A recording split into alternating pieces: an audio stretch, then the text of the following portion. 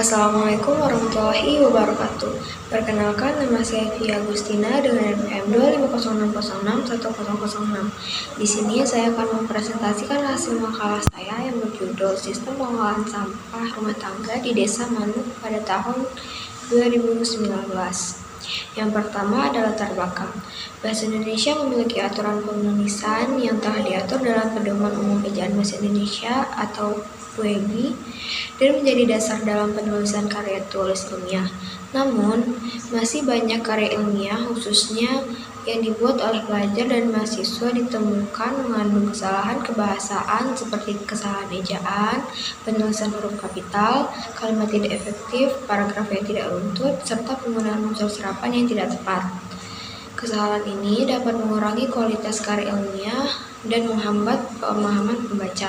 Oleh karena itu, analisis terhadap aspek kebahasaan perlu dilakukan untuk mengetahui jenis kesalahan yang muncul sekaligus memberikan pemahaman mengenai cara penulisan yang benar sesuai kaidah bahasa Indonesia.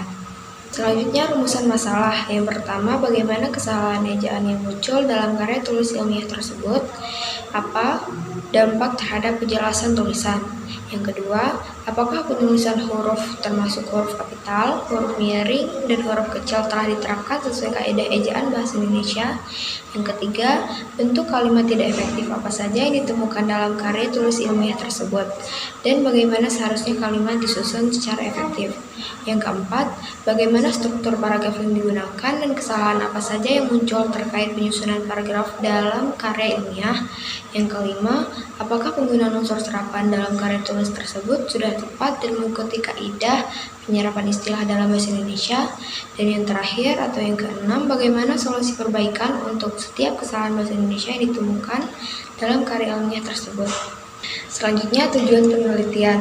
Yang pertama, untuk menganalisis secara komprehensif penerapan ejaan dalam karya tulis ilmiah, termasuk penggunaan kata depan, tanda baca, gabungan kata, dan kesalahan penulisan lainnya.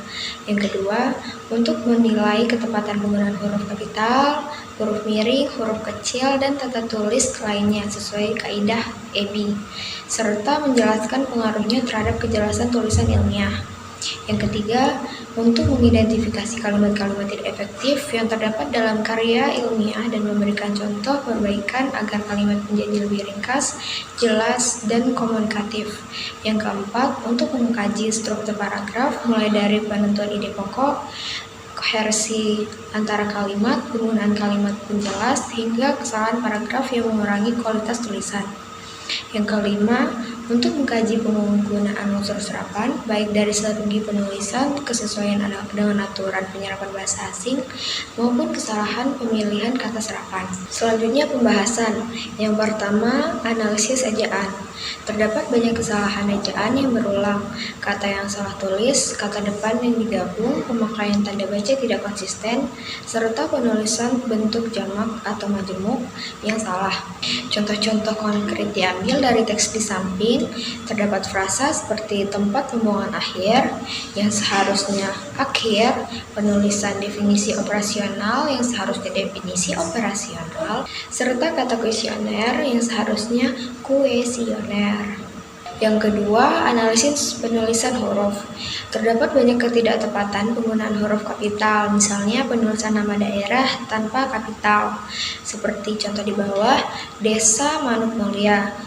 Selain itu, singkatan sering tidak dijelaskan saat pertama kali muncul, seperti penulisan kakak atau kepala keluarga dalam tabel, tapi tidak di dalam paragraf, kadang hanya kakak, tanpa penjelasan sebelumnya. Selanjutnya, yang ketiga, analisis kalimat tidak efektif. Makalah berisi kalimat panjang, berbelit-belit, dan ada yang tidak lengkap. Beberapa kalimat mengandung pengulangan kata, struktur tidak jelas, atau kehilangan predikat. Misalnya seperti seiring dengan bertambahnya penduduk, timbunan sampah ini menimbulkan berbagai masalah mulai dari masalah kesehatan, pencemaran air, udara, dan tanah. Masalahnya, kalimat panjang mengandung pengulangan kata masalah, spasi sebelum koma salah, daftar unsur kurang dipisah dengan baik. Yang seharusnya, dengan semakin banyaknya penduduk, timbunan sampah menimbulkan berbagai persoalan kesehatan, pencemaran, air, udara, dan tanah.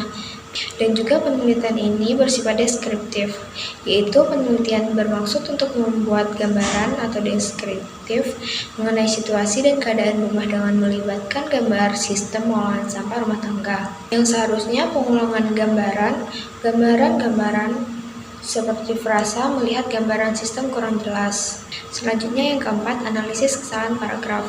Paragraf sering memuat terlalu banyak ide sekaligus atau justru terlalu pendek dan tidak lengkap. Hubungan antara paragraf juga tidak koheren karena minimnya kalimat transisi.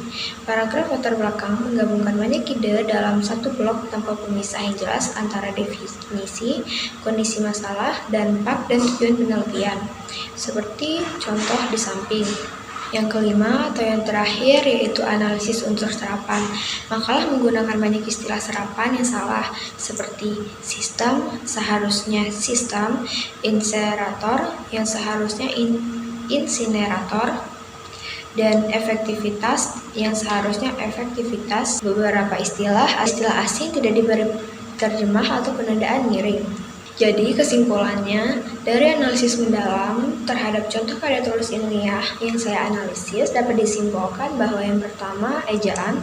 Banyak kesalahan ejaan dasar atau kata salah ketik, kata depan digabung, penulisan gabungan kata yang seharusnya dihindari dengan menerapkan PUEBI. Kesalahan tersebut memengaruhi kejelasan kalimat dan mengurangi kredibilitas akademik dokumen.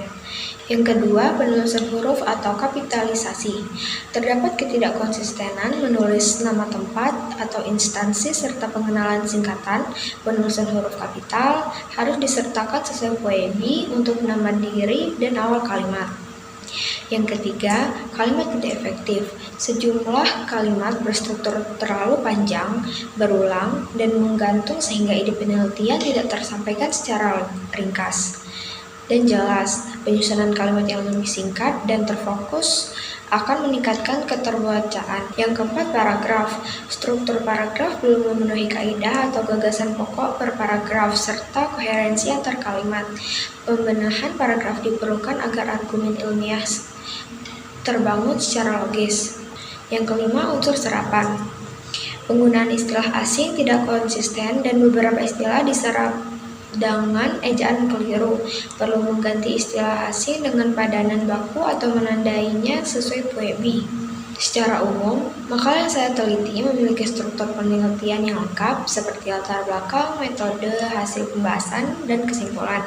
Tetapi, kualitas kebahasaan perlu perbaikan agar isi ilmiah dapat dinilai dan dipahami secara optimal. Sekian presentasi dari saya, maaf apabila ada salah kata atau pengucapan. Saya akhiri. Wassalamualaikum warahmatullahi wabarakatuh.